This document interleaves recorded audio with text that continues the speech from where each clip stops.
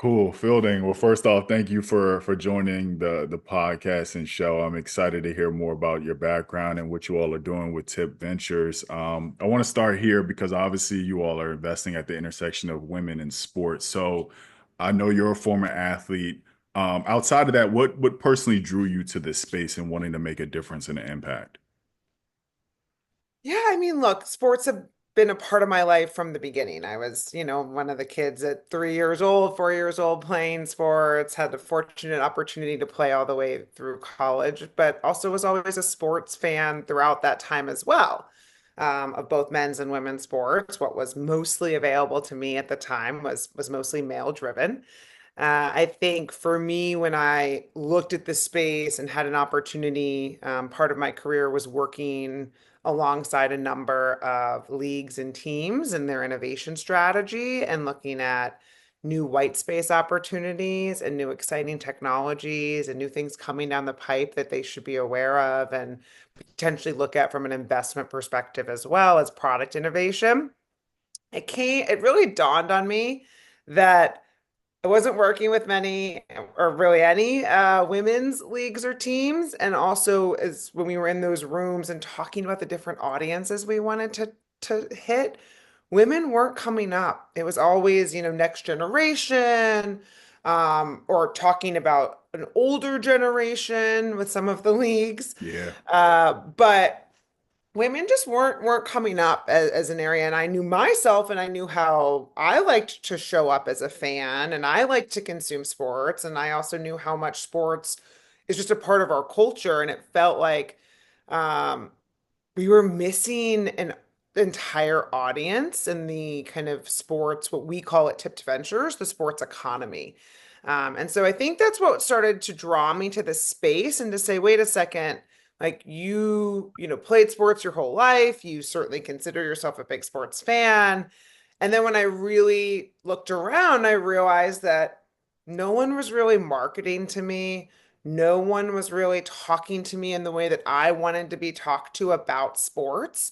And no one was engaging me in a way that was different. It was a little bit of a one size fits all mentality. It was a little bit of you're either an avid fan or you're a casual fan. And if you're a casual fan as a business, we don't care as much about you. And if you're an avid fan, you look a certain way and you're a certain age Yeah. group, and we're going to hit you with all the stats constantly, and that's how we're going to engage with you. And the reality is, if you look at the data and you look at the research, when I was diving in the space in 2019 and 2020, um, that all was starting to change a lot. And you started to see that actually casual fans were having a lot more power and there were a lot more of them. And so it was like you couldn't kind of ignore that. And women were often grouped into that. And again, that also wasn't true. So there was a lot of things to look at, a lot of things to uncover. I think that it was my excitement of the space was Yeah. both personally driven and professionally driven at the time, which was exciting. You talked about 2019 and 2020. I think that was like an interesting inflection point as to like this surge of women's sports and the attention around it. What do you think contributed the most to all of this hype and this attention and people being more interested in women's sports as an asset class, an investable asset class? I don't think there was one. I can't, A pinpoint bunch it of on different one factors. thing. I think there was a lot of factors there.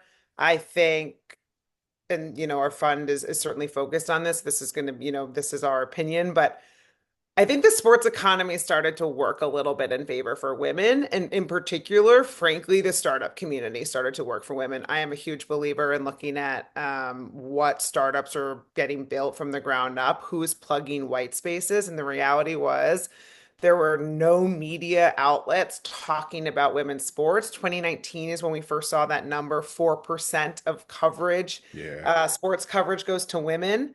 Now that's gotten better, but that was a pretty alarming stat, I think, to really see quantified. And what you saw was as a result of that, and but companies that were already brewing new media and content companies coming into the space. And I personally believe that that is what helped change this. Like, I think that, of course, the amazing athletes we've seen, these great storylines, the big incumbent media players starting to lean in. That doesn't happen though if you didn't have some of the scrappy early players in the beginning starting to cover this, starting to build audiences online. I think the leveraging of social media has been so powerful. Women are amazing storytellers. Yeah, So a lot of these companies, these media companies were founded by women. They knew what they were doing. They were starting to tell these stories. They then we had NIL hit, right? And you saw more women become content creators and athletes at younger ages. And so there's just been a confluence of events, I think, that has all hit, and let's call it a 5-ish year time frame that has yeah. set us up and set women's sports up, and particularly to have a pretty meteoric surge, which has been, an exciting time for them. For sure. No, a lot of great points there. Getting back to what you all are doing at Tipt Ventures, can you kind of talk about the overall thesis? Because obviously, when you're starting a fund, you have to have a focus. What stages you're going to focus on, et cetera, et cetera. So, what was that kind of that planning process for you all? Starting a fund is very hard, Malcolm. So, let's just start with that. It's hard. I am so thankful for my experiences of working alongside founders at the early stage of their companies, because frankly, it's no different.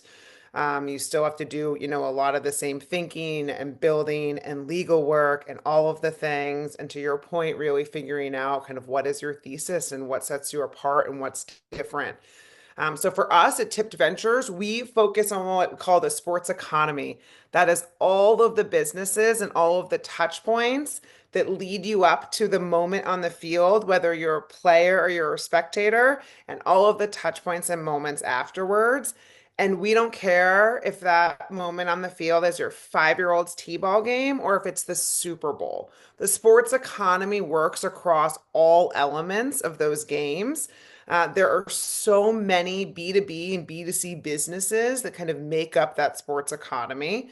And we also see sports, many other, venture capitalists in the space. It's a beachhead strategy, which means it's an entry market that if you can capture that market, it can lead to other markets around it and that surround it.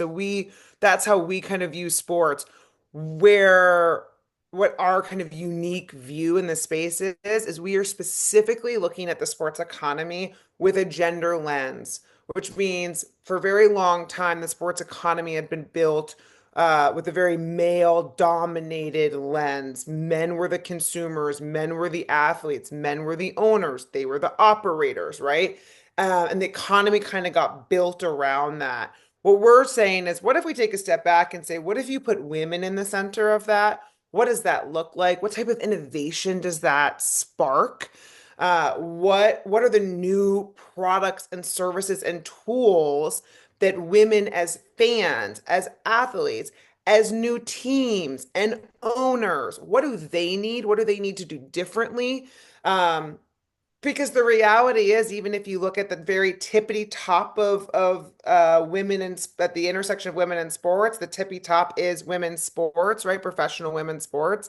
There are a lot of problems that exist in that atmosphere that simply do not exist on the men's side, and there are a number of reasons around that. One of the main ones just being venues, right? We have one venue made for a women's sports team. And I think I like to bring that up because I think that is a good example to just showcase right now, um, the kind of where both sides are and the types of things that we're thinking about. So what does that make us think? Okay, well, I think there's a huge opportunity in real estate Yeah. side, and that there's going to be a huge boom in stadiums. Well, what does that mean for us as a venture services? Well, what's going in those stadiums? What types of lighting's going in those stadiums? What's new innovation happening in rehab and recovery? That looks very different for women than it does for a man. What's the weight room experience? Is it more free weight? Is it bands? What is it, right? So I think for us, we take kind of these high level um, unmet needs for women that exist right now, not in 5 years, that are going to exist kind of right now. And we think about the businesses that could be built, that are being built, and we look to invest in those businesses. And so we are white space strategy. Nobody is here. No one's kind of focused on the sports economy in the way that we are. And we, again, just use gender as that lens. Now, that doesn't mean we only invest in companies that are only for women, or only for women's sports. We just need to see a unique angle in which we feel it can serve women in the broader sports economy. I love that. That's really beautifully said, and I love the differentiation between your fund, your thesis, as opposed to other people who are kind of operating in a similar lane or space. With that being said, though, like, can you talk about some of the portfolio companies that you're most bullish on? Obviously, if you've invested in them, you're bullish. You're bullish on them, but what are some of the companies that you see have a lot of upside and opportunity that you've invested in so far? Yeah, we are still in the process of building the fund fully, but we have made one investment so far, and that is in a company called Ida Sports. They are the first soccer cleat that was made for the woman's foot. We found this company, I think 2021. Their inception was like 2019, 2020.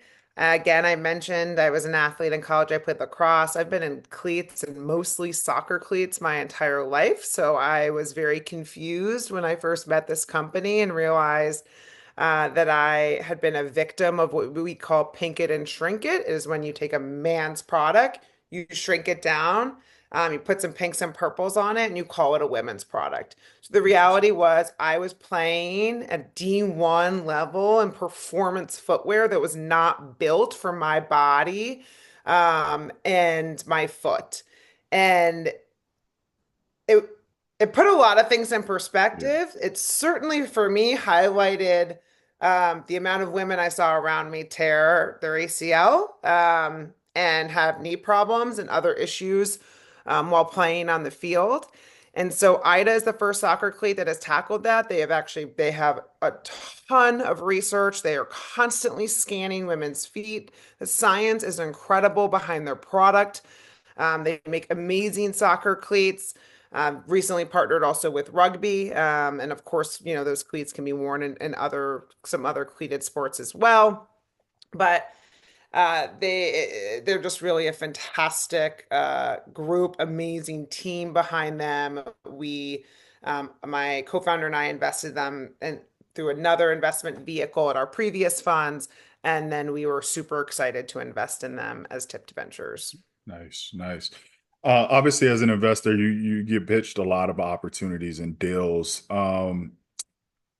Obviously, when you're looking at and you're looking at the early stage, a lot of it is about the founder team, and their ability to kind of be persistent and have certain characteristics to push the company forward and get to a certain level of scale. But are there any outlier characteristics or traits when you're analyzing an opportunity that come to mind? Like, is like a specific criteria that you kind of lay on when it comes to looking at deals? Yeah, I have looked at early stage deals for the majority of my career. I have seen so many pitches, so many met so many amazing people. I think especially for this fund, one thing that's very important to us, and I've really started to preach a lot to founders, is to make, because again, everyone says a lot of the same things out there, right? Oh, it comes down to the founder, it's coachability, it's Yeah, executability, it's all these things, right? And so I think one unique angle we bring to the table is making sure our founders have a really sound understanding of their unit economics. I need you to be able to talk to me in and out about um, not just where your company is going to go, right? Because for every founder, it's going up and to the right, and every founder should believe that, right? At the same time, I need to know where you are now. How much does it cost to acquire a customer? What's, look, if you're, a CPG company, how are you distributing? What are those costs? What are your production costs? How do you get those down? How do you scale? Do you need to move warehouses? There's so many factors, and I think it all really comes down to this idea of just having a really sound understanding of your unit economics.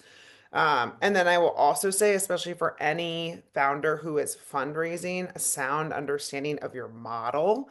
Many companies outsource their model, which I completely understand. Know your skill set, surround yourself with others who can help plug in some of the areas you might not be strongest in, but you need to be able to speak to that model and understand it. And so sit down with the people. If you didn't build it yourself, sit down with the people who did. Make sure you agree with everything that's in that model and you understand that model. So when VCs or other investors are asking you questions about that, you're able to kind of answer that and feel very comfortable with that. So I think that while there's so much on the qualitative side of the founder that we look at, but I think that gets talked a lot about Yeah, and you read a lot about it. I think that quantitative side um, really needs to start to come into play more. And I think that that also has contributed a little bit to some founders not understanding how much of their company they're giving away, some founders not understanding that sometimes a high valuation is not the best route for them. And so, I think having a really good understanding of your company, growth projections, any sort of modeling, and then again, surround yourself with people if you need help in some of those other areas, making sure that kind of those people are there to support you. for sure. That's really great advice. You gotta know your numbers if you're gonna be in business. When you think about LPs, obviously the landscape has shifted a lot over the past couple of years.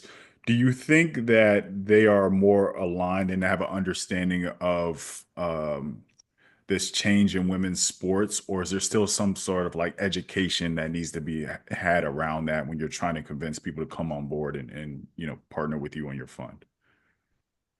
Yeah, it's so funny. And I think this way in general, actually, about the rise of women's sports. And this, again, kind of goes back a little bit to social media and the worlds that we live in, which is I live in a world where women's sports is everywhere. It's all over my LinkedIn, it's all Yeah, over my Instagram. Every article I'm getting fed, everything is feeding. So you start to think this is what everyone's seeing, right? So of course everyone's seeing this kind of crazy meteoric rise. And the reality is, and this is kind of this crazy world that we now live in, is we're all having very different news experiences, very different news cycles.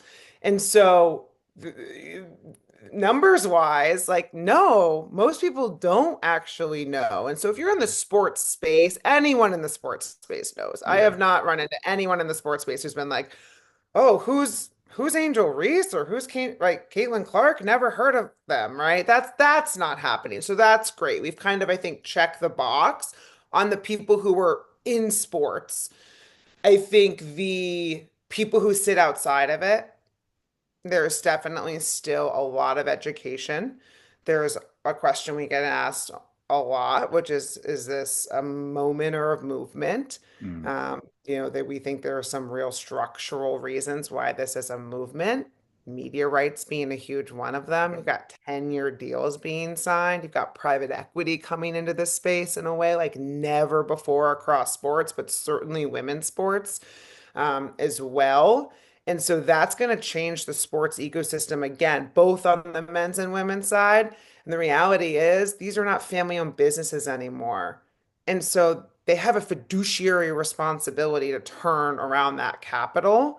And so for me, I think that is exciting because that they're going to need innovation. They're going to need new ways of doing things. And yeah. that's where we can kind of help service that. So I think that there's definitely still an education piece that is needed, um, but it's not super vast, and I think it's pretty easy to grasp. for investors, but investing in sports as a whole is a new asset class, right? Yeah. And it's an asset class that often it's non-cyclical. It doesn't make sense with it's not affected necessarily by the market. And so there's a lot there. And if you come especially from a very traditional financial background, the asset class looks really wonky. Hmm. And the valuations look pretty crazy, right? But Yeah, at the end of the day, I've always said to people for years, like sports is emotionally driven. exactly. Sports ownership is emotionally driven. There's a lot of factors here that are not going to fit into a traditional Excel spreadsheet. And so, I think that can be exciting, but it also can be, I think, confusing is not necessarily the right word, but a little kind of questionable, Hmm. to people who haven't been around sports. So, as we're very comfortable in our space and the people we know in our network, as we start to get outside of that, which is, of course, where we need to be and we having those conversations, it's been interesting the types of questions that we get and kind of some of the different viewpoints. For sure, for sure.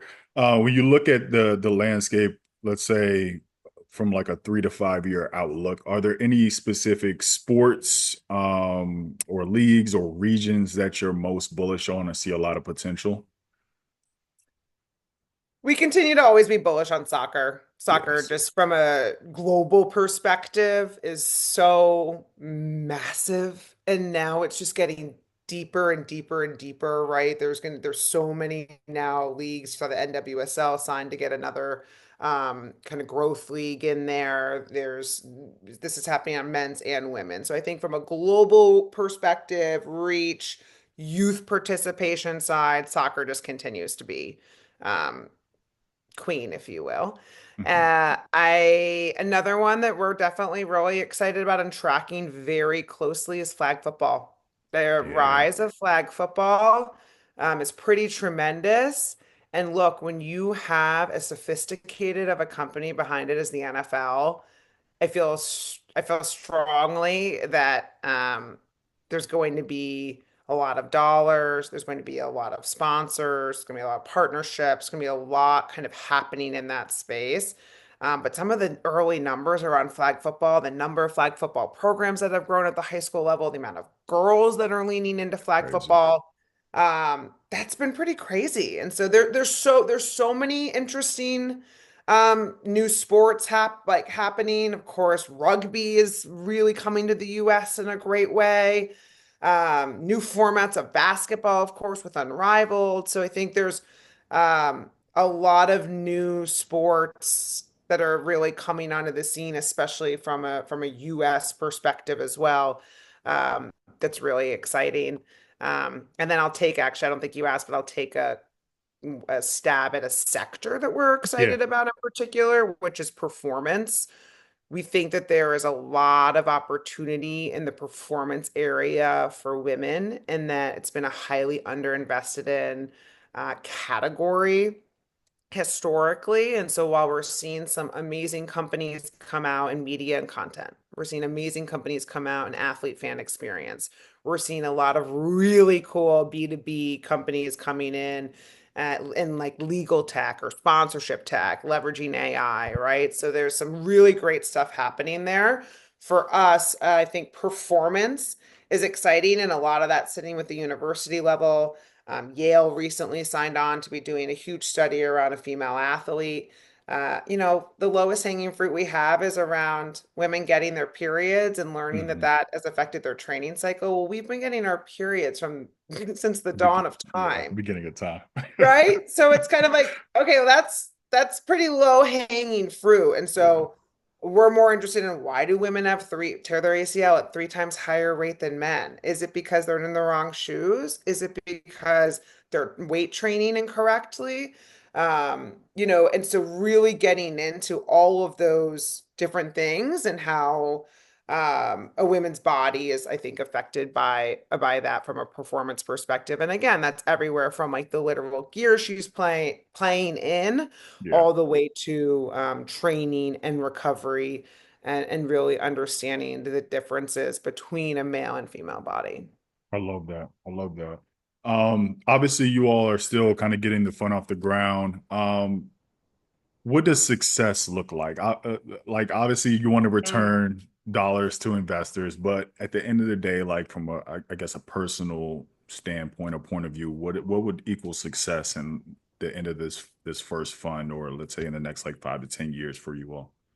Yeah, I think about that a lot, and I even feel that we like look, the idea that a little girl can go into a Dick's Sporting Goods and see a cleat that was made for her, Yeah, that is high performance cleat, that is going to support her and how her body moves and is made on the field is that makes me beam. Like to be in a company like that and to support a company like that is really incredible. And we know the stats are crazy around girls playing sports. 94% of the C-suite, Fortune 500 companies played sports. So the success is keep getting girls into sports, keeping girls into sports longer. So we're not having a dip in kind of that middle school range when puberty hits, keeping girls playing, keeping more women engaged, getting them the right fan gear, getting them excited to participate in the sports economy in the way that they want to show up. um, that is success for me. And of that's course, great. we want to return not have a huge gains for all of our investors, and we certainly plan to do that.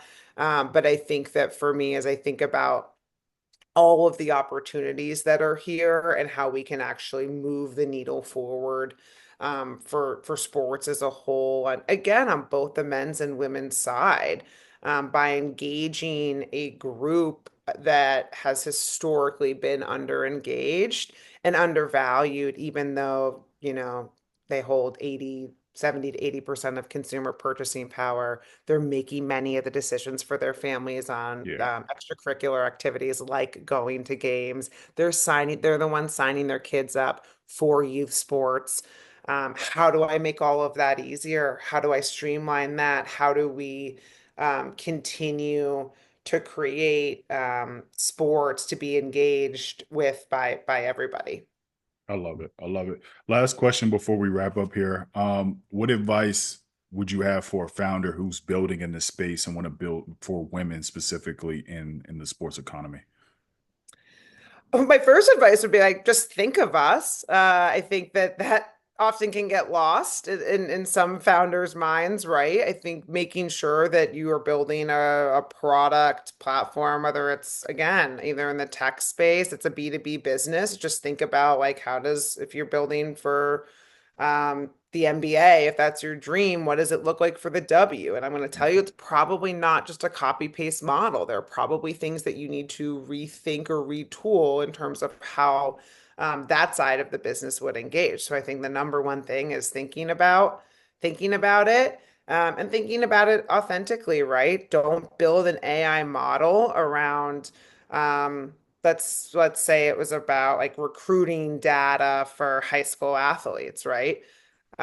Don't say that you have a soccer algorithm if you don't have the same, you haven't been feeding that AI or that algorithm data from the women's side as well.